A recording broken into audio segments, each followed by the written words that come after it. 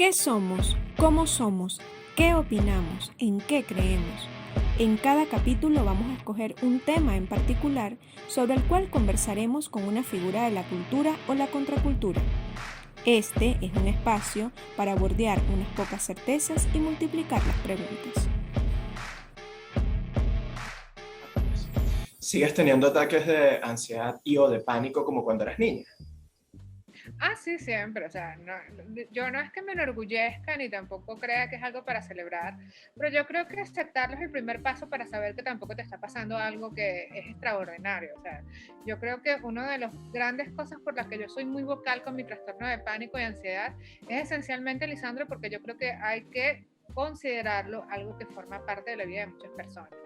O sea, yo creo que cada vez que alguien se da cuenta que no está mal sufrir de ansiedad, ni tampoco te hace débil, te hace frágil, te hace vulnerable, sino básicamente te hace una persona que necesita ayuda y la puede recibir, uno hace el trabajo que de alguna forma no hace el Estado, no hace la educación, no hace la familia. La cultura venezolana le tiene miedo a las enfermedades psiquiátricas, ¿no?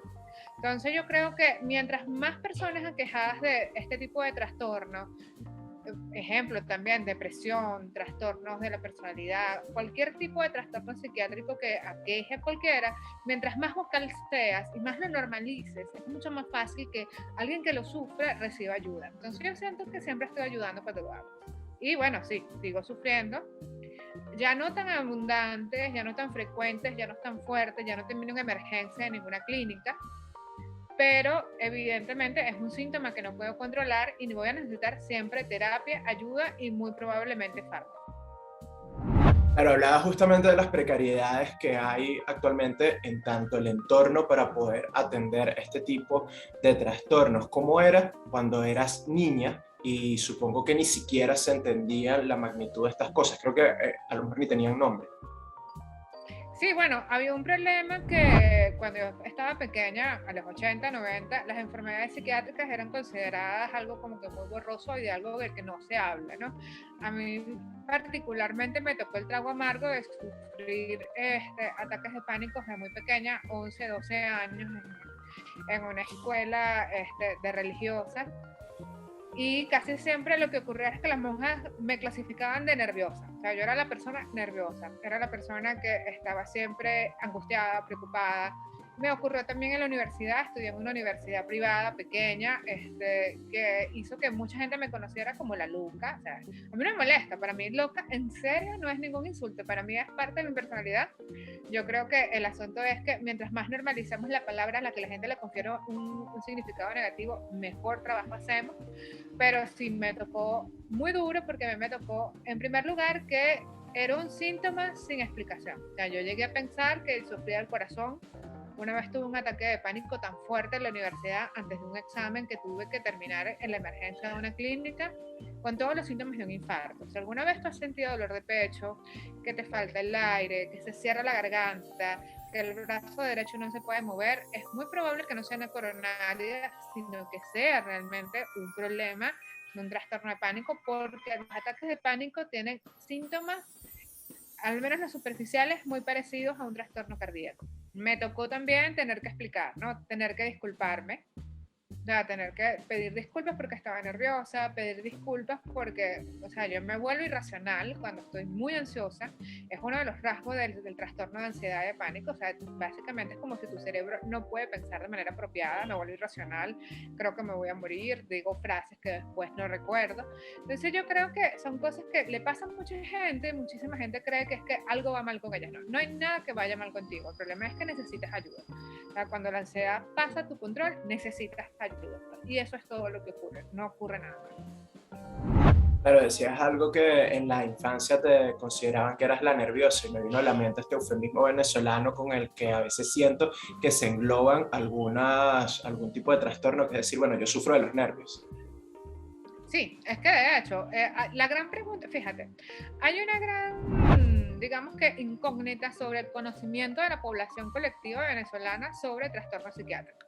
La gente suele creer que una persona que está triste, o sea, una persona que tiene un problema momentáneo, está deprimida. La depresión es un cambio químico en tu cerebro que hace que no puedes producir lo que digamos la hormona de la felicidad o las hormonas que pueden mantenerte estable, y vas a tener un cuadro físico que no puedes controlar ni con buenos pensamientos, ni con irte a caminar por el Parque del Este, ni con tomar sol o ver las Guacamayas.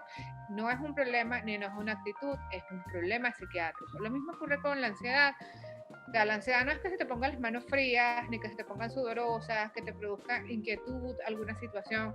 La ansiedad es un trastorno que hace que tú no puedas diferenciar la gravedad de que se caiga una taza o un ataque nuclear. O sea, para mí me produce la misma angustia que se caiga una taza que haya un ataque nuclear. Entonces, cuando tu mente no puede discernir lo grave, le adjudica la gravedad a todo. Entonces, bueno, es una situación que no puedes controlar solo. Yo tengo un grupo de terapia, tengo un terapista, tengo un psiquiatra y tuve hasta hace poco tratamiento psiquiátrico. Entonces, ¿qué es lo que ocurre? En la medida en que tú vas evolucionando y mejorando, ya no necesitas que tu cerebro tenga un apoyo químico. Lo que necesitas es tratar de que todos los hábitos que se crean en tu vida a partir de la intención de tratar de evitar sufrir un ataque de ansiedad desaparezcan también, que es algo que ya es trabajo que queda de adulto. Por ejemplo, yo tengo que trabajar en mi agorafobia, o sea, yo tengo que convencerme que no me va a ocurrir absolutamente nada malo si voy a reunirme con amigos, si voy a una premiere de cine, si voy a saludar a alguien. Entonces esos son malos hábitos aprendidos por el trastorno de ansiedad. Pedir disculpas constantemente, decir disculpa, estoy nerviosa, ocultar que me siento mal, mis problemas de sueño. Entonces, ¿qué es lo que ocurre? A la medida que tú eres más vocal y más transparente, más ayuda vas a recibir. Y lo necesitas, y está bien necesitarlo. Porque va a llegar un día que el que vas a poder ayudar eres tú. Claro, empezaste a padecer estos ataques en la adolescencia y luego apareció la escritura como una suerte de salvavidas, ¿no? Bueno, la escritura siempre ha estado. Mi primer cuento yo lo escribí a los 5 años, que fue un cuento exagerado. Mi mamá siempre se ríe. Mi mamá dijo, esta niña está poseída. Mi mamá es fanática de las películas de terror. Entonces, la primera explicación de mi mamá no es que la niña es inteligente, no, la niña está poseída. No, entonces, fue un cuento, me acuerdo que era básicamente una cosa como que 4 párrafos contando un cuento de terror de una niña que le tenía miedo al closet, la niña yo, obvio. Entonces, siempre ha estado la escritura. Lo que pasa es que yo no sabía que yo podía contar este tipo de cosas porque mucha gente te convence que está mal. O sea, mucha gente te convence, pero disimúlalo, disimula que estás nerviosa, disimula que te sientes mal, disimula que estás deprimida, disimula que estás cansada. Entonces, a fuerza de disimular, tú empiezas a creer que realmente algo está funcionando mal en ti, que tienes que ocultar. Y básicamente la escritura, yo lo tenía como mi lugar de paz, y yo decía, no, voy a contaminar mi lugar de paz también con cosas que yo debería ocultar. Hasta que como tenía 15 años, escribí un cuento corto sobre una muchacha que tenía problemas de ansiedad, y lo publiqué en una página que en aquel tiempo, se me va a caer la cédula, escuchen el sonido, se llamaba predicado.com. Era una especie de, digamos que, red social venezolana, que yo creo que fue uno de los primeritos intentos de una red social en este país dedicada a escritores. Yo subí el cuento y tuve una respuesta inmensa. Gente diciéndome, yo siento exactamente lo mismo todos los días. Y yo dije, wow, no estoy sola. Después abrí un blog y me dediqué a contar lo que me pasaba. Un blog personal extremadamente intenso, como todos los bloggers personales, pero me ayudó muchísimo porque entendí que no estaba sola, entendí que no solamente había una red de personas que estaban sufriendo lo mismo que yo, sino que como yo necesitaban que alguien les dijera, mira, algo te está ocurriendo y de esta forma que te está ocurriendo también puedes mejorar. Claro, está buenísimo porque no es solamente que el hecho de escribir te produce placer y te permite aislarte y tal, y te da ciertos niveles de paz, sino que además vino la publicación, que cuando comienzas a publicar conectas con personas que te hacen sentirse menos sola, porque de alguna manera pasan cosas parecidas a las que tú estás viviendo. Acuérdense, claro, es eso, Lisandro, porque fíjate, Lisandro, yo crecí comenzando el chavismo, o sea, mi adolescencia pasó con el chavismo, ¿no? Entonces yo siempre digo, bueno, a mí me pasó en Venezuela, estaba chiquita. Entonces, el problema básico fue que yo crecí entre golpes de Estado. Para los que no lo sepan, yo vivo en una zona militar, o sea, no vivo en Fuerte Tiuna, vivo en el Paraíso, donde están una gran cantidad de cosas militares como la Guardia Nacional, está la comandancia, está el centro de inteligencia, está el centro de médico de los militares. Entonces, cada vez que hay un golpe de Estado, obviamente, a mí la gente me llama, ¿qué está pasando por allá? No, que no está pasando nada. Entonces, ya, olvídate. Entonces, se pueden imaginar toda esa situación cuando tienes 9 años, que tú despiertas un día y hay una tanqueta parada en la puerta de tu casa. Que vas al colegio, porque yo estudié en el San José de Tarbes, y cuando llegas al colegio te encuentras en el colegio rodeado de militares. Que tengas 10 años y que un policía te apunte a la cabeza con un arma, porque se lo está apuntando a todo el que va pasando por la calle. Yo viví los 2 golpes de Estado, también viví, por supuesto, pero era muy pequeñita, el 27 y 28 de febrero, honesto. Era muy pequeña, pero igual el pánico fue extraordinario. Y no lo digo en el sentido de que el pánico fue extraordinario en el sentido de que, wow, fue increíble, no, sino que fue incluso peor del que yo sufría. Entonces ya me acostumbré a vivir con miedo. Y yo creo que muchos de nuestra sociedad se ha acostumbrado a vivir con miedo. Entonces, hay este asunto que no se habla en Venezuela y es el trauma psicológico que ocasionó el chavismo y la violencia de toda una situación política incontrolable alrededor de nosotros. Esto no es una opinión política, es que básicamente el chavismo llegó al poder a base de un movimiento telúrico social que se tradujo como violencia en las calles. No es que antes no lo hubiese, sino que esto estaba mucho más evidente. Entonces, ¿cuál es el problema? Toda esta situación espantosa repercute en tu mente. Entonces, cuando yo empecé a escribir, yo escribí por más de 12 años una serie que se llamaba Crónicas de la Ciudadana Preocupada. Las crónicas de la ciudadana preocupada contaban desde la primera vez que voté hasta la ocasión espantosa en que un militar en una marcha me dio un golpe y me tumbó al suelo. Yo dije, voy a morir aquí. La ocasión, el 11 de abril, por supuesto. O sea, todas las situaciones que nosotros hemos vivido, yo las llevé por escrito. Y eso estaba, por supuesto, alambicado con todo lo de la ansiedad. Entonces llegó un punto en que todo esto se volvió una especie de catarsis. Yo no sé, o sea, yo soy de las que creo, yo escribo terror, o sea, yo escribo cuentos de terror que me haya leído, ya sabe que todos los míos son monstruos, pero yo creo que la escritura catártica, sobre todo, a mí me ayudó muchísimo el profesor Ramírez Requena, que ahorita lo tenemos en Círculo Amarillo en el curso de literatura autobiográfica, que yo creo que es lo mejor que me pasó en el año. Y yo, coño, aproveche que la tienen aquí, que de verdad el profesor Requena es lo máximo. Y es eso, ¿no?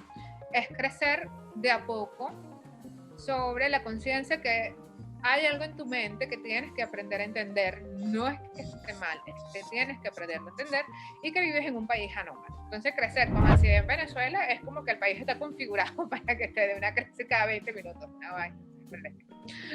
Gracias por la publicidad, Círculo Amarillo. No, no es publicidad, es que yo hice el curso, es que bueno, el profesor Requena fue mi profesor. Y esto no es publicidad, gente. O sea, yo casi nunca hago publicidad ni de mis cursos. Lisandro lo sabe, yo soy un problema. Pero básicamente el profesor Requena es el tipo de catarsis que si sufres algún problema psiquiátrico te va a ayudar. Porque en el momento en que el trastorno psiquiátrico tiene nombre, tú comienzas a entender que también tiene solución. O sea, el gran problema de que los trastornos psiquiátricos no tengan nombre es que no hay forma de tratar algo que no existe. Entonces imagínate, por ejemplo, no te puedes levantar de la cama en la mañana, estás siempre cansado y siempre pesimista, te sientes mal. La gente te dice, pero Sani, vamos a darle, que tengas buena vibra, vamos a correr, vamos a hacer esto. Entonces tú te quedas pensando, ¿por qué no tengo una energía para hacerlo? Si eso no tiene nombre, no tiene solución. Pero cuando tú dices, eso es un cuadro depresivo, vas a un psiquiatra, el psiquiatra te ayuda, la terapia te conecta con la situación y empiezas a mejorar, te das cuenta que la vida puede ser más que esa situación tan anómala que tienes que soportar. Hablamos de la escritura, pero ¿en qué momento aparece la fotografía? Ah, no, la fotografía. Lo que pasa es que a mí me da mucha risa porque la gente siempre dice, bueno, pero es que ella dice que las dos cosas. Lo que pasa es que, fíjense, hay un tema con la fotografía conmigo y es que yo jamás pensé que iba a ser fotógrafa.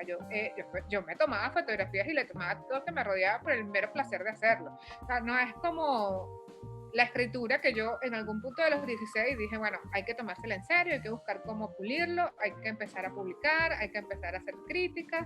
O sea, hay un punto en tu vida cuando tú sabes que tu pasión puede ser tu trabajo y yo lo descubrí a los 16.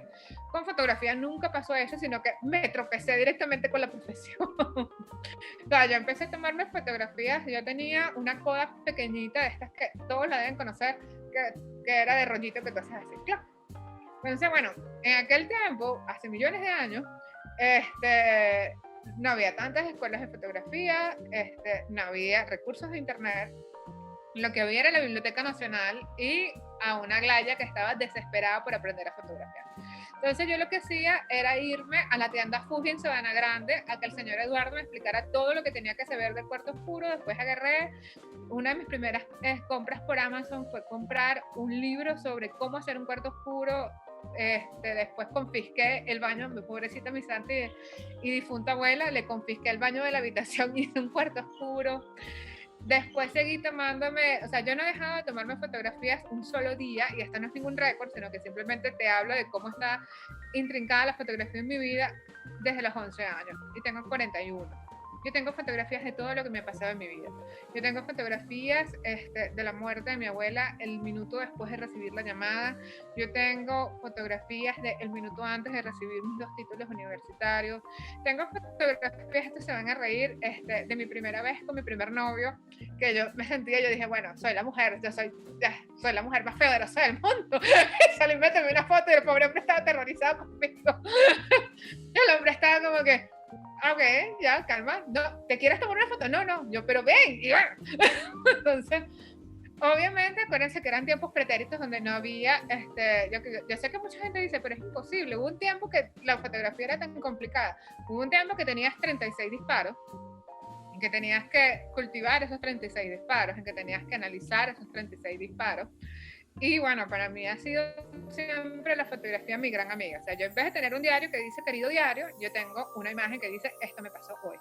Entonces, cuando ustedes ven que yo, por ejemplo, mis amigos cercanos que me siguen en Instagram, que yo subo una cosa que se llama Fe de Vida, eso es básicamente lo que yo hago diario. O sea, yo tengo un equipo fotográfico profesional porque mi trabajo es ser fotógrafa y también soy educadora en el ramo de la fotografía. Pero yo tomo, o sea, mis autorretratos siempre están primero que cualquier otra cosa, porque todo oficio que ames tiene que tener una parte que sea tuya.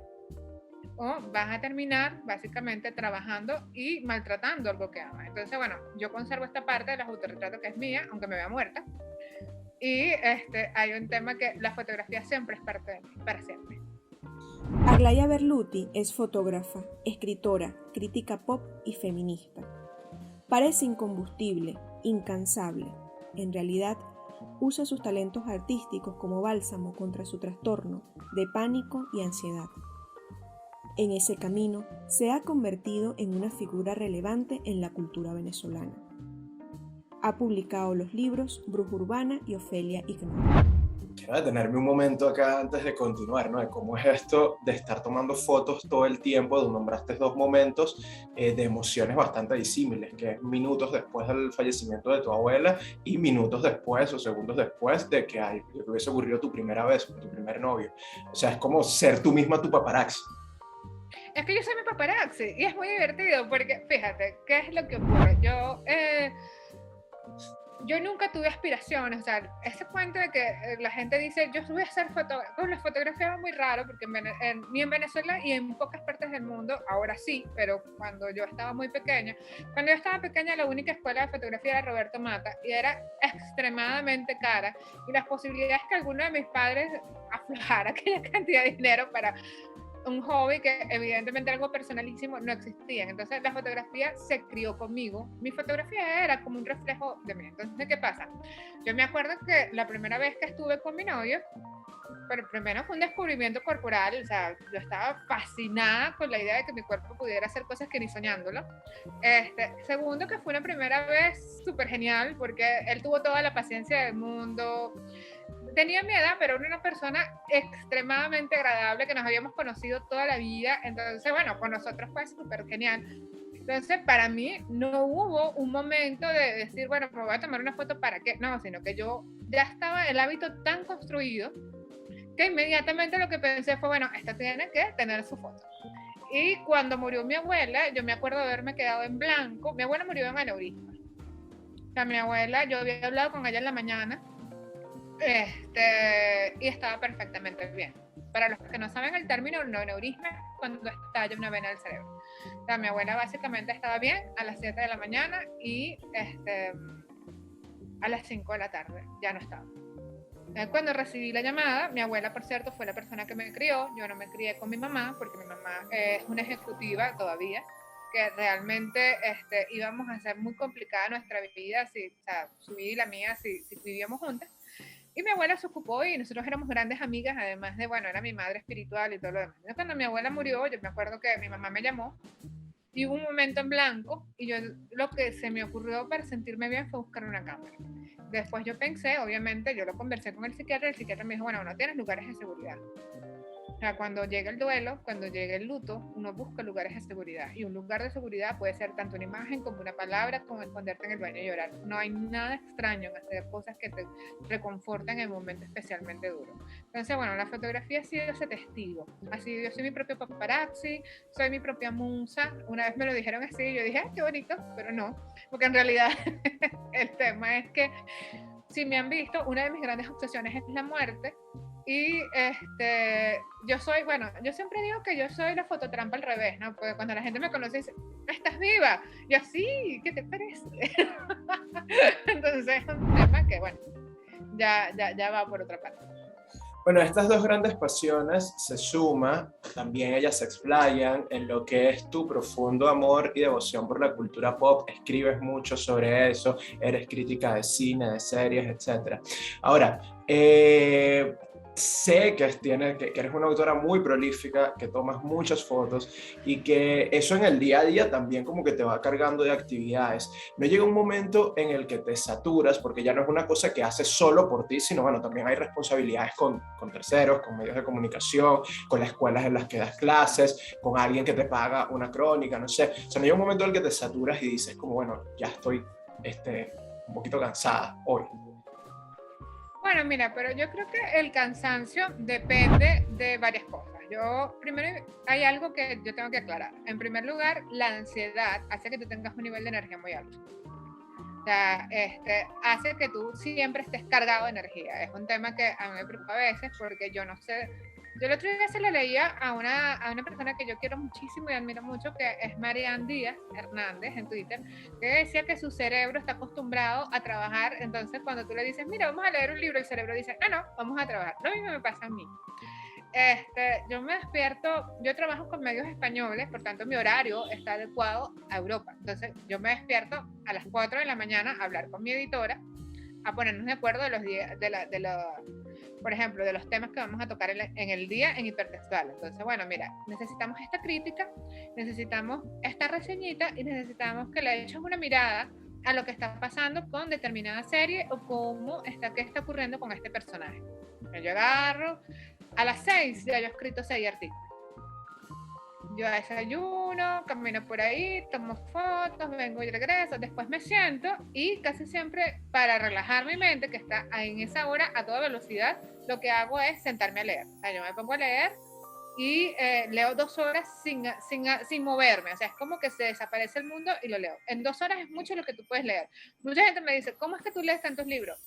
Es cuestión de orden. O sea, de verdad que lo que pasa es que es un hábito. O sea, cuando tú te haces un hábito, tú caminas hacia algún lugar.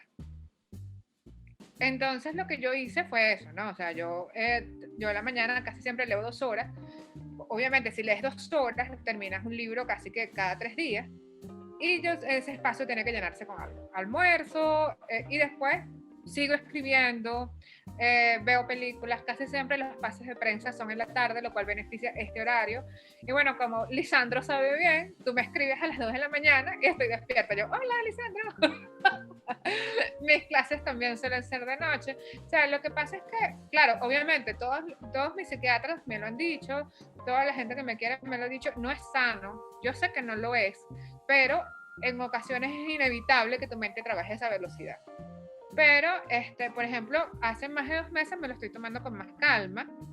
Estoy tratando de no hacerme daño porque lamentablemente eso es una de las cosas que hace la ansiedad, que tú tengas un látigo gigantesco y te vivas haciendo daño, tú te autoflagelas, porque la ansiedad tiene un conjunto de síntomas que incluye una cosa que se llama los pensamientos catastróficos y también, por supuesto, eso alimenta el síndrome de impostor. Entonces, ¿qué es lo que pasa? Yo a veces me levanto en la mañana y digo, bueno, Dios mío, no he escrito hoy, no he hecho esto, floja, no sé cuánto. O sea, hay una voz perenne en tu mente que te está siempre criticando y mostrándote escenarios increíblemente catastróficos sobre cosas que tú haces todos los días. Hace poco yo tuve una entrevista para el trabajo, o sea, tenía que hacer una entrevista a una personalidad pública y yo pasé 2 horas convencida que me iba a salir mal, se me iba a olvidar el inglés, se me iba a olvidar la palabra, se me iba a olvidar esto. Y la cosa fue tan rápido que después que pasó dije, y por esto yo estoy angustiada durante 2 horas. Entonces, es el tema de lo que ocurre en tu mente. Entonces, yo creo que sí, hay un nivel que puede ser nocivo. A mí me ha pasado, este año he tratado lo posible de bajar el ritmo. Estoy dedicando también un poquito de tiempo a cosas que me gustan, sin necesidad de que me manden a verlas. Por ejemplo, hay un tema que a los críticos le pasa, el profesor Bond, que también está por aquí en Círculo Amarillo, a lo mejor lo debe decir, que uno a veces te cansas de ver cosas que debes ver.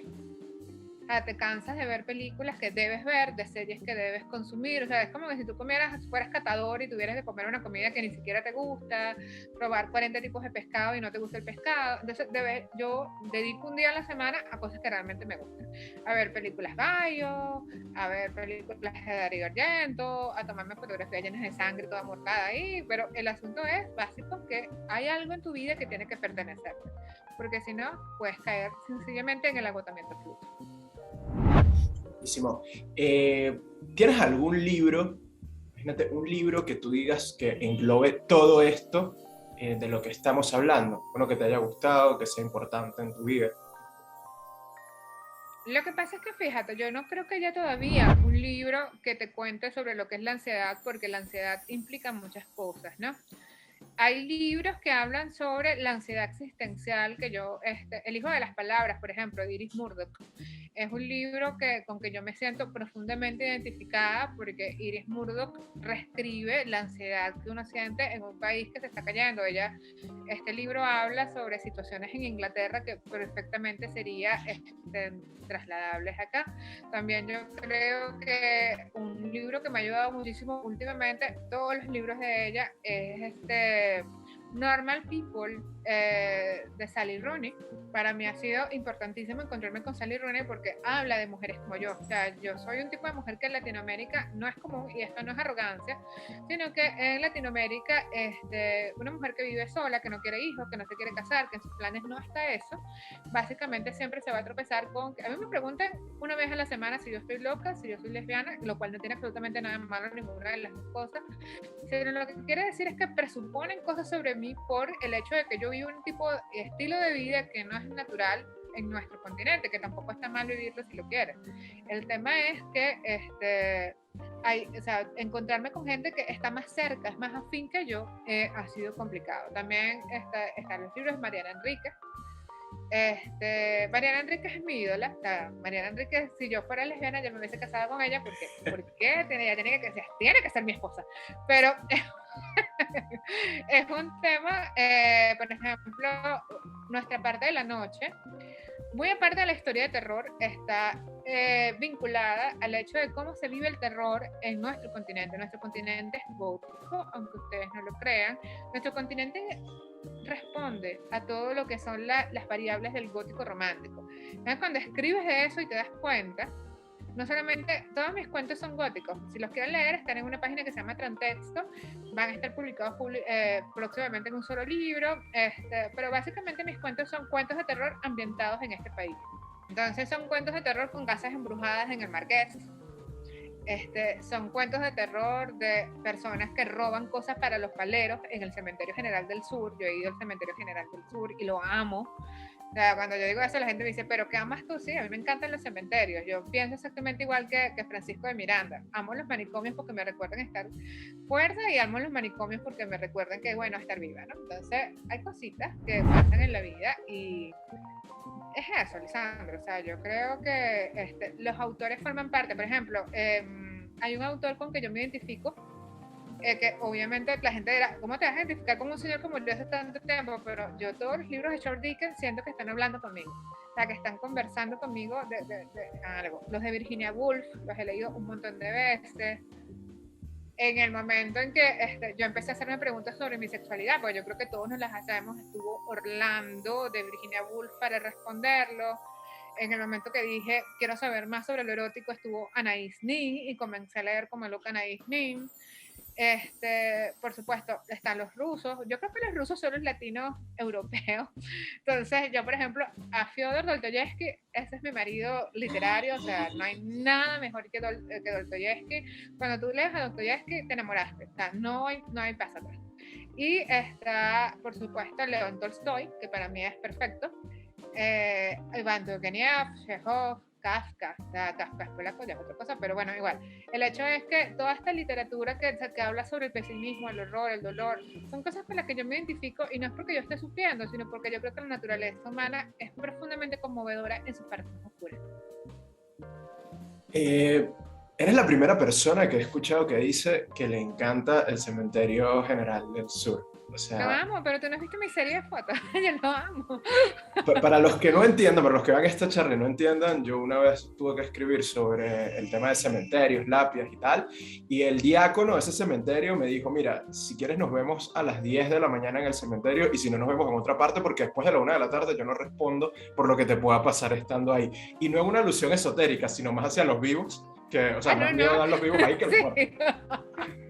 Sí, no, por supuesto. Bueno, lo que pasa es que, claro, cuando eres fotógrafo, tú, por supuesto, te relacionas con fotógrafos. Entonces, yo tuve la oportunidad de, por mucho tiempo, aunque yo no tengo absolutamente nada que ver con el documento de registro, yo soy amiga de Marco Bello, soy amiga del profesor Iván González.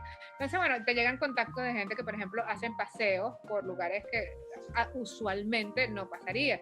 O sea, por ejemplo, el 23 de enero, que todo el mundo dice que, bueno, que terror. Yo no he ido, pero yo puedo conseguir una persona que te haga una ruta turística, digamos, en el sentido fotográfico, que puedas conocer a la comunidad y entender que la comunidad del 23 de enero es hermosísima. Lo mismo que Petare, el casco histórico. Yo tengo una amiga que está en varias organizaciones ONG del casco histórico de Petare. Es precioso y la gente... Tiro un cambio de frente, paso la pelota para otro lado, que esto me da demasiada curiosidad. ¿Cómo fue ser bailarina? Porque poca gente sabe que tú fuiste bailarina y además en algún espacio comentaste que era un poco tu sueño frustrado, que te hubiese gustado estar sobre las tablas y vivir de eso. Bueno, no tanto que me hubiese gustado, es que me siento fracasada porque no llegó a un punto en que fuera algo interesante, ¿no? El asunto es que, nada, bueno, yo siempre he sido niña gordita porque a estos kilitos hay que mantenerlo. Entonces, el nutricionista, cuando yo tenía 11 años, básicamente las pastillas para ansiedad y para cualquier cosa te hacen engordar. Las pastillas para la depresión te hacen engordar. En ese tiempo no las tomaba, pero sí comía por ansiedad, entonces tenía sobrepeso y eso le estaba haciendo daño a mis rodillas, a todo lo demás. Y le recomendaron a mi mamá que yo hiciera deporte de algún estilo. Y mi mamá, bueno, vamos a meter a la niña en ballet. Yo soy la persona menos apropiada para el ballet porque realmente yo era así como que la oveja tétrica en el asunto, porque yo era bastante extraña cuando chiquita, ¿no? Entonces, yo estuve 10 años en ballet. De hecho, la gente se ríe cuando ve mis pies. Yo tengo un arco perfecto y los dedos horrendos. Yo tengo una serie de fotografías donde muestro cómo son los verdaderos pies de las bailarinas, que son un desastre. Bueno, mis pies están limpios y perfectamente bellos, pero están lastimados, o sea, hay dedos deformes, uñas rotas, porque ¿qué pasa? O sea, tus pies se convierten en el soporte absoluto de todo tu cuerpo y la forma en que tu centro de gravedad se sostiene, ¿no? Entonces, bueno, sí fue frustrante porque yo siempre quise que al menos se tuviera una conclusión de algo, pero eso simplemente acabó cuando yo dije, no puedo más. O sea, no puedo más porque lo hago muy mal. O sea, cada vez que había una obra, cada vez que había algo, yo era la niña de la derecha. O la ovejita de la izquierda. Entonces yo dije, así no puedo. Yo tengo esta vena loca de hacerlo todo, de todo lo perfecto que pueda. Y bueno, lamentablemente, si no podía hacerlo bien, yo preferí no hacerlo. Y por supuesto, eso me produjo una frustración tremenda. Yo a veces digo, alguna vez en la vida yo tengo que regresar, aunque sea hacer algo al ridículo, así sea el ridículo en un escenario, pero debo hacerlo. ¿Cómo es tu relación con la culpa? Fíjate, hay algo que te produce la ansiedad y es el hecho de sentir que tú llevas al mundo sobre tus hombros. O sea, yo siento que llevo al mundo sobre mis hombros y yo llevo a Venezuela sobre mis hombros. Entonces, Yo a veces, por ejemplo, me pasa algo bueno y yo pienso detenidamente si lo debo compartir con mis amigos de Twitter, si lo debo compartir, si lo debo decir. Casi siempre la respuesta es no, porque yo estoy pensando constantemente en el hecho doloroso que hay gente que la está pasando terrible mal en este país y yo no la puedo ayudar. Entonces, obviamente mi psiquiatra siempre me dice, pero es que no es tu deber ayudarla. Pero una cosa es lo que te diga el psiquiatra, totalmente, ¿sabes?, depurado de emociones, y una cosa es lo que tú sientes. O sea, yo, por ejemplo, vivo en el oeste y es una cuestión que yo salgo a ver un pase de prensa, súper feliz porque voy a ver una película, el cine para mí es todo, y de pronto te encuentras a alguien sentado en una acera comiéndose algo que evidentemente no lo va a alimentar, o ves un niño comiendo basura, o ves personas aterrorizadas. O sea, hay tanta dolor, más que en este país la pobreza se traduce más que en violencia, que ya es un hecho violento, en dolor. Entonces, bueno, mi gran aporte en dado caso es que la gente tenga un espacio donde de alguna forma encontrar un poco de paz. O sea, yo trato que en todas mis clases la gente se olvide de lo que está pasando alrededor. Yo trato que en todos mis escritos la gente tenga un lugar donde, ay, bueno, voy a leer un rato qué pasó en la casa Gucci para no estar angustiado por lo que está pasando. Yo trato lo posible de no contaminar a la gente con la sensación de que el país da vueltas en círculos, que a veces la tengo yo y a veces la tenemos todos. Entonces, ¿qué es lo que ocurre? Yo estoy perfectamente convencida que hay una culpa del sobreviviente que yo estoy llevando puestas, porque yo estoy sobreviviendo en un país donde casi todos tenemos que llevar el peso conjuntivo de una tragedia que yo creo que se va a extender a generaciones. Entonces, bueno, mira, cada vez que yo veo una campaña de salud, yo colaboro, ya sea por un RT, con dinero, con lo que sea, haciendo vocal, miren, ayuden a fulano de tal, por favor. Cada vez que me piden dinero, yo, mira, toma, o sea, toma, yo no te voy a decir que no.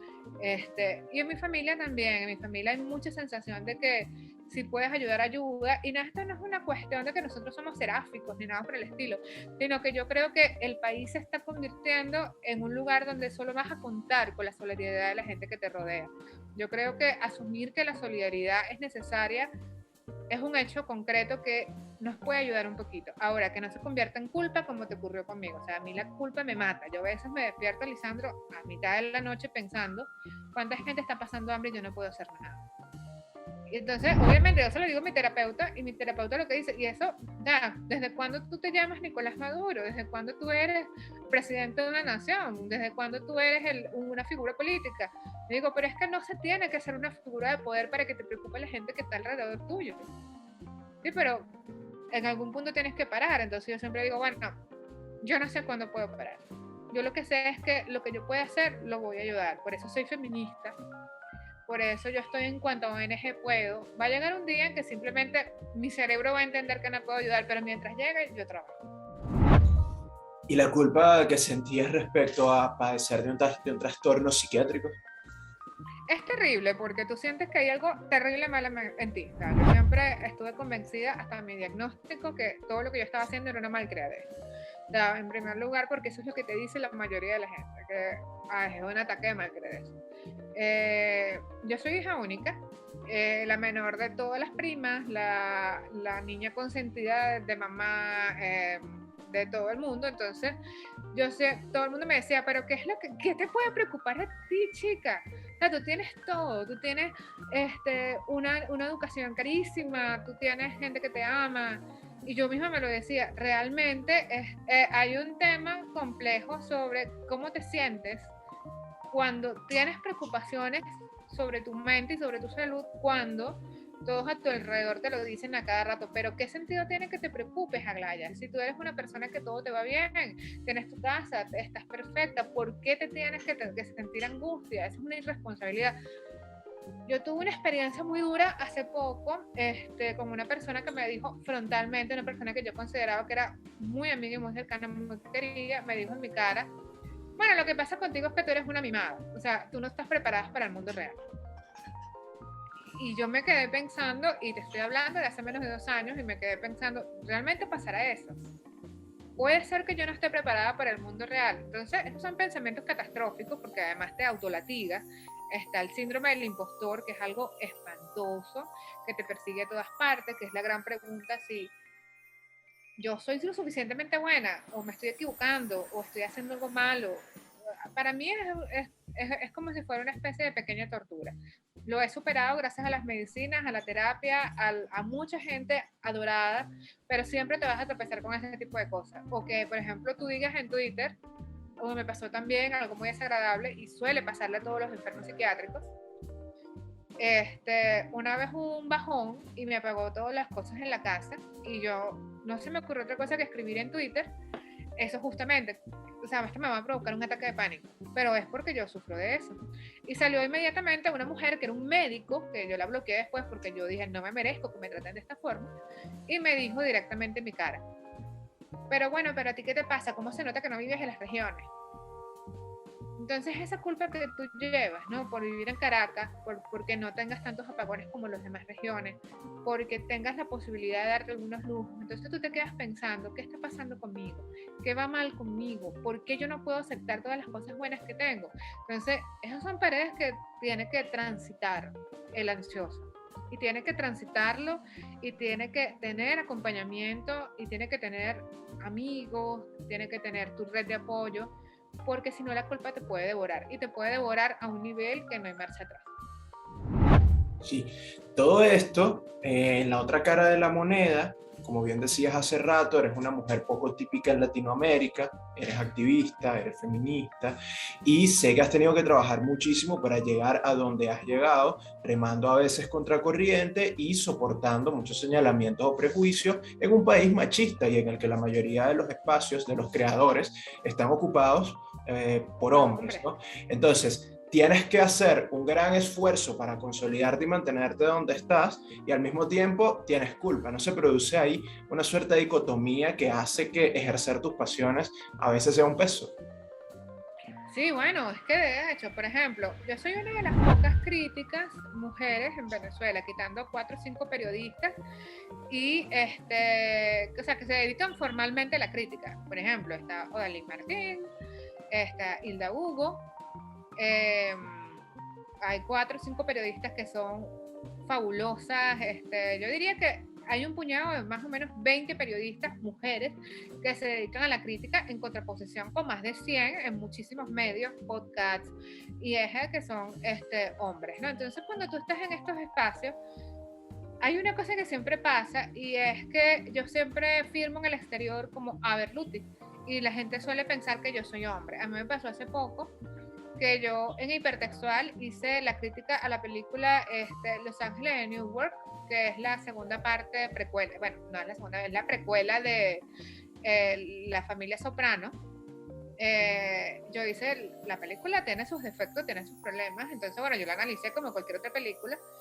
Y yo recuerdo que hubo un comentario que a mí me dolió muchísimo. Yo siempre digo, ¿por qué te tiene que doler? Bueno, pero es que me tiene que doler porque es una agresión no a mí, sino a las mujeres que hacemos críticas. La persona leyó la crítica y dijo, me había preocupado hasta que vi que la que hizo la crítica fue una mujer. Entonces, ese tipo de cosas pasan. Tipo de cosas como que a mi amiga Odalín Martín la insultaron porque dijo que no le gustaba el tráiler de Spider-Man, y entonces alguien la insultó y le dijo la gran frase. Yo siempre digo, esta es la frase que utiliza toda la gente violenta contra otra: tú no sabes nada de cómics porque eres una mujer.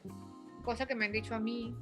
Hace poco yo hice la crítica de Master of Universe Part 2, que es la reinvención de He-Man y todo su universo, y hubo alguien que me escribió y me dijo, bueno, pero ¿qué puede hablar una mujer de He-Man? Entonces, yo se lo dije, bueno, tú sabes que mis muñequitos de He-Man, yo todavía juego con ellos, cállate. Pero yo no puedo pasármela en esa, ¿no? Entonces, es un tema básicamente a ese nivel.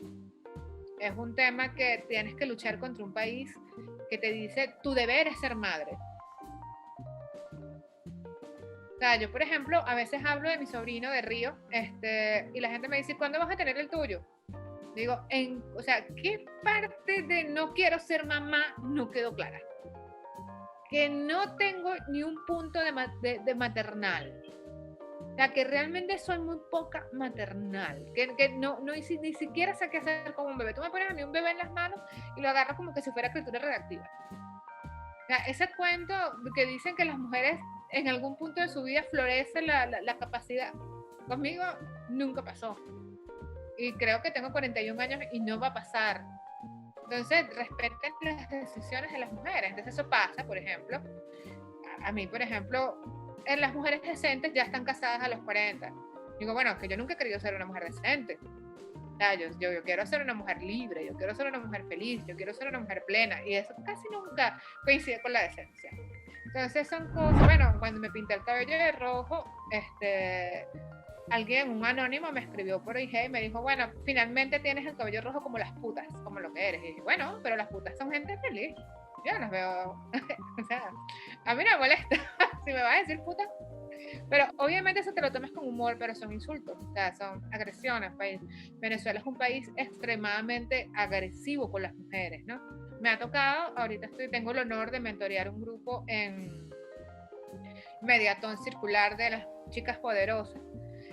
Nos ha tocado revisar cómo las víctimas en Venezuela se revictimizan, cómo una mujer está con una persona que la mata y entonces la culpa es de la mujer porque no tiene un detector sobre psicópatas. O sea, yo he tenido que darles clases sobre perfilación criminal a la gente para que la gente entienda que una mujer no puede estar al tanto que un hombre tiene comportamiento psicópata, porque los psicópatas están acostumbrados a ocultar su comportamiento violento hasta que ocurre una desgracia. Entonces imagínate vivir en un país así cuando tú dices, no quiero ser madre, no me quiero casar porque no me da la gana, yo quiero sexo libre, poliamoroso y yo soy feliz. Entonces es difícil ser mujer en Venezuela, es duro ser mujer en Venezuela, pero yo soy mujer en Venezuela. Alguna vez escribiste sobre un caso de acoso laboral que viviste, no sé si puedes hablar un poco sobre eso. Sí, no, tranquilo. Bueno, nada, eso fue una de las cosas que yo siempre digo, ves, ahí trabaja la culpa. A esta persona la conocí yo en Facebook. Nosotros nos conocíamos hace una cantidad de tiempo. Yo siempre pienso, o sea, yo creo que él tiene que sufrir de algún tipo de trastorno porque él tenía demasiadas inseguridades y es un tema que eso también es parte de nuestra cultura, inculcar inseguridades a los hombres, o sea, los hombres creen que tienen que avasallar a las mujeres. Este hombre estaba convencido que él era una especie de Pat Bateman criollo y que podía hacer y deshacer. Bueno, lo cierto fue que nosotros pasó, o sea, digamos que de alguna forma, me acuerdo una vez, yo le comenté los lugares donde yo trabajaba y cuánto me pagaban. Y resulta que él agarró mis textos, los empezó, o sea, tú sabes que yo casi todos mis textos están primero en Medium porque yo escribo para mí, o sea, eso es algo que yo les recomiendo a todos los escritores, escriban para ustedes. Entonces, yo escribo mis textos y después los mejores, yo los edito y lo hago, a menos que, bueno, sean textos de trabajo, que eso es algo totalmente distinto. Este hombre agarró varios de mis textos personales, copió los textos en la interfaz de Medium y cambió algunas frases para que pareciera que yo me estaba copiando de algunos artículos más famosos. Entonces, yo me acuerdo de incluso haber dudado de mi cordura, porque yo decía, ¿en qué momento escribí yo esto? Hasta que me di cuenta que simplemente era un truco de cambio de interfaz. Cuando yo fui a los psiquiatras, fui a recibir ayuda jurídica, todo el mundo me dijo, pero es que esto siempre lo hacen. O sea, lo primero que hace un acosador es hacerte sentir profundamente inseguro de tus capacidades. Y fue muy triste porque yo me di cuenta que yo le había dado una cantidad enorme de confianza a una persona que había utilizado justamente esa confianza para hacerme daño. Yo procuro no hablar del caso porque es el caso que yo comprobé el nivel de machismo en Venezuela. Yo hablé con un periodista que yo creí siempre que era un aliado y yo me acuerdo que la respuesta de este periodista fue, bueno, mira, yo creo que deberías llevar esto de forma discreta porque la gente se va a hacer preguntas y si de verdad plagió y si no plagió, o sea, y después él mismo me dijo, bueno, yo no sé si tú plagiaste, a mí lo que me importa es que te acosen, o sea, eso es un tipo de violencia pasivo-agresiva. Me encontré que la persona que me había acosado estaba apoyada en una persona que yo me había, digamos, en el sentido más clásico del término, echado los perros y yo le había tratado de alejarlo de forma educada. Y esta persona apoyó a esta con espacio, relevancia, comentarios. Entonces, fue muy duro darte cuenta qué tan indefensa estás en el país. La única persona que me escuchó fue una mujer, obviamente, Y fue una mujer que tenía una posición de poder por encima de esta persona. Yo se lo conté y ella pudo parar el acoso porque lo confrontó y él tuvo que, no sé cómo hizo. Yo todavía siempre me impresiona porque yo todavía no sé cómo logró ella que él le admitiera que había pasado. Y entonces él borró todos los posts, borró todas las cosas. Pero el problema no es tanto ese, el problema fue lo indefensa que yo estuve durante 6 meses. O sea, lo indefensa que este hombre abría cuentas en Twitter fantasma para decir, ojalá se acaben los medicamentos de la ansiedad y la depresión para que te suicides. Esta persona estaba siendo protegida por una webpage de hace millones de años donde de contenido basura. Entonces, una cantidad de cosas pasaron. Y yo lo que me pregunté fue, ¿qué tan desamparados estamos todos? ¿Qué tan desamparados está la gente que sufre algo como esto? ¿Qué tan doloroso es la gente que no tiene la oportunidad como yo de contar con una red de apoyo y de amigos que lo quieren? Que yo pensé en suicidio, yo tuve problemas de salud, perdí peso del miedo. Entonces, claro, obviamente mi psiquiatra siempre dice, no le des el valor que esa persona quiere saber que te hizo daño. No es que me hizo daño. Aquí lo fuerte es que yo me recuperé. O sea, yo me recuperé y me recuperé para ser más fuerte. Me recuperé para ayudar a otras personas. Me recuperé para dejar muy claro que yo no voy a permitir que a otra persona le pase lo que me pasó a mí. Ya yo estoy preparada para cualquier situación y yo quiero que todas las mujeres a mi alrededor y los hombres también, porque he conocido casos espantosos de acoso para hombres. La gente suele creer que los hombres están protegidos del acoso porque son hombres. No, los hombres sufren el acoso, lo que pasa es que están rodeados de vergüenza y entonces es peor. Entonces, ¿qué me ayudó? Primero, yo tuve una plataforma, yo tuve Revista Ojo. La primera vez que yo hablé de mi acoso fue en mi amadísima Revista Ojo. Y fue en liberarme. Tuve a mis amigas de Feminismo INC, que todas conmigo nunca me dejaron sola. Tuve a la gente de Espacio Público que estuvo conmigo de una forma asombrosa y ni siquiera es que ellos se ocupen de eso, pero hubo alguien que me dijo, vas a salir bien de esto, a mi psiquiatra. Entonces, yo a veces pienso, ¿qué pasará con la gente que no tiene estas cosas? Y sufre de esto. Y me tocó ahorita analizarlo muy fuerte con el caso de Carla Ríos, que nos tocó analizarlos en el Mediatón Circular. Carla Ríos no tuvo lo que yo tuve. Carla Ríos no tuvo un grupo de amigos para protegerse, una legislación que la ayudó, no tuvo gente que la escuchó. Carla Ríos terminó con 8 disparos y muerta. Entonces esa es la gran pregunta que yo me hice. ¿Yo voy a terminar muerta? Esta persona, porque me envidia el trabajo, porque tiene problemas de personalidad no resueltos y los proyecta sobre mí, porque esta persona está sufriendo, va a agarrar un arma y me va a disparar. Eso es lo que va a pasar conmigo, así va a terminar mi historia. Cuando tú te haces esas preguntas, tú comienzas a pensar en que tú tienes que hacer algo para dejar el mundo mejor de como lo recibiste. Mi amiga Pata siempre lo dice, el mundo hay que dejarlo mejor de como uno lo recibió. Y esta experiencia me enseñó que eso es totalmente cierto. Yo recibí un mundo con gente que pasa lo que yo sufro. Y yo voy a tratar de que nadie lo tenga que sufrir. Buenísimo.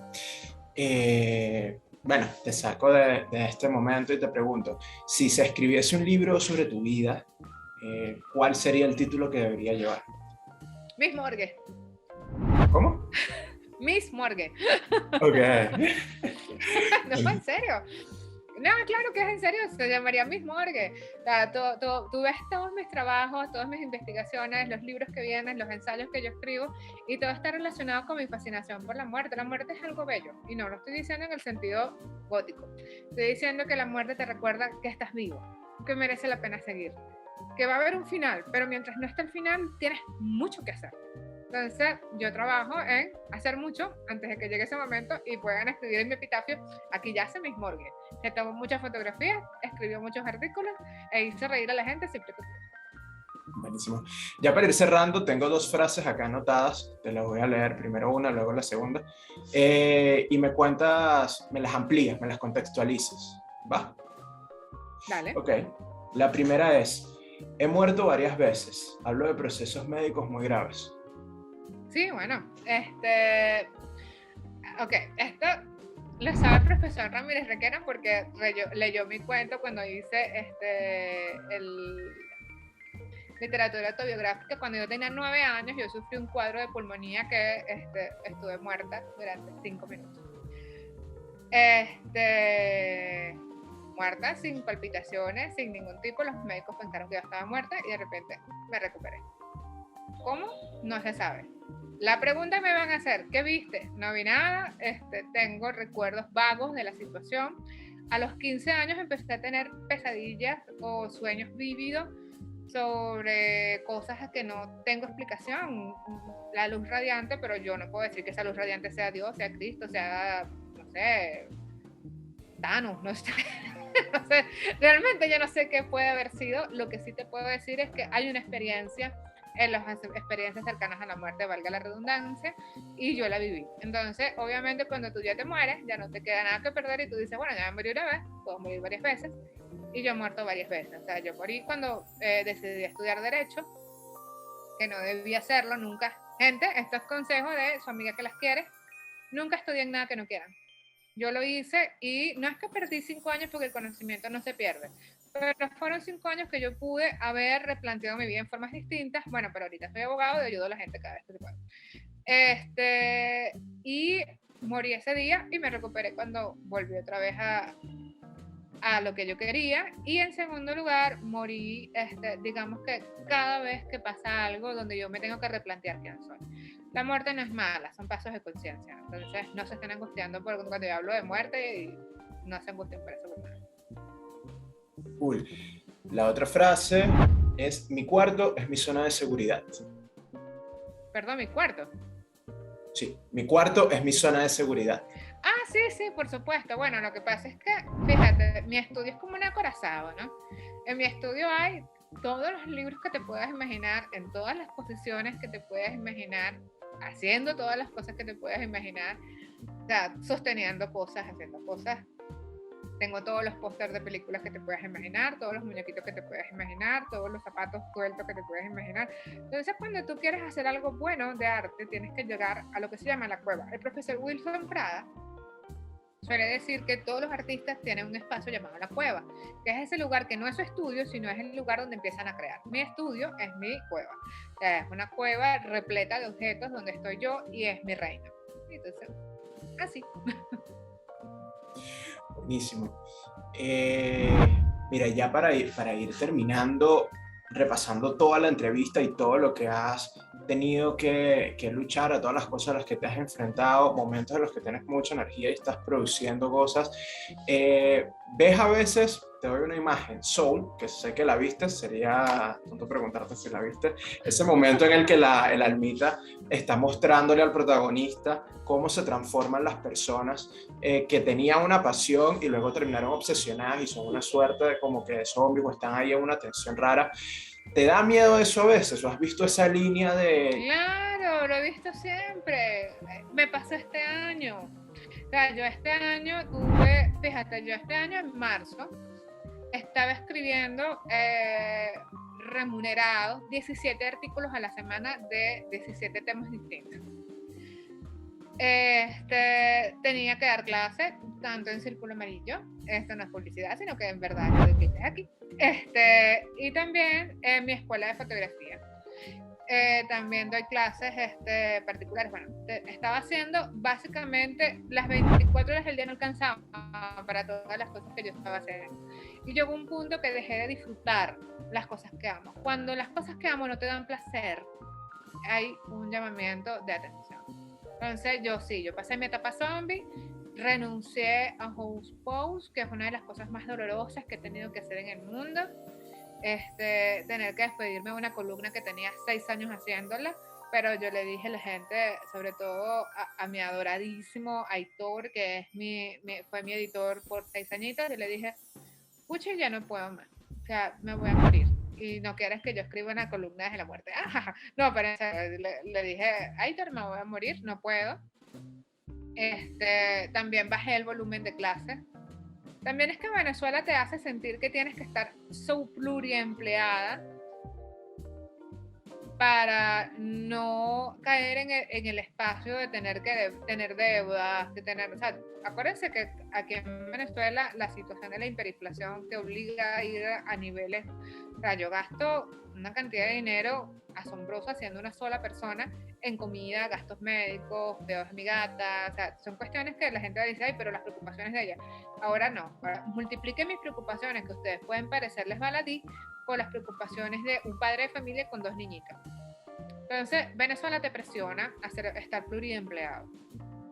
Entonces llegó un punto que yo estaba pluriempleada y básicamente un día no me pude levantar de la cama. Fue el día que yo dije, hay que tomar medidas. Renuncié a Post, renuncié a un trabajo freelance que yo hacía en Forbes y finalmente bajé el volumen de cursos, o sea, yo siempre doy 8 ediciones de autorretrato en el año, la reduje a 4, pues es doloroso porque encima sientes que de alguna forma fracasaste. Entonces, pero yo dije, bueno, el fracaso también es bueno. Yo lo que pensé fue, bueno, no está tan mal. O sea, el fracaso es una forma de entender que llegaste al límite. Hasta aquí puedo llegar. Ah, bueno, ok. Hasta aquí puedo llegar y voy a hacer todo lo bueno que pueda hacer hasta llegar ahí. Entonces, bueno, ahorita volví otra vez en mi estado nirvana de hacer las cosas que amo. Pero siempre es complejo. Siempre es complejo y siempre es doloroso. Piensa en un momento de tu vida, una situación, un contexto, alguien que te haya dicho algo por lo que sea y tú te hayas quedado con ganas de responderle, sin especificar, sin dar contexto, sin dar detalles, simplemente puedes decir qué es eso que te hubiese gustado decirle a esa persona. Claro que sí.